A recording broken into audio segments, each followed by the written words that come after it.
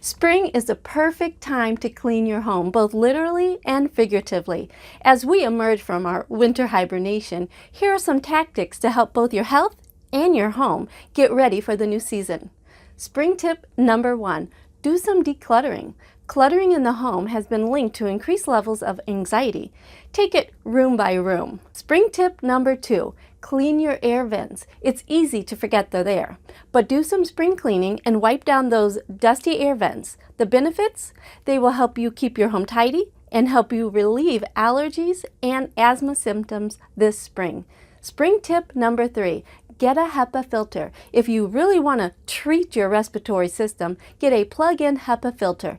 This will suck up the allergens, molds, and even virus and bacteria around your home to help you breathe healthy. If you would like to enter a new season with a new home, I'm here to help. Give me a call, send me a text, or comment below. We can talk about your options. If you find value in my videos, please like and share my page.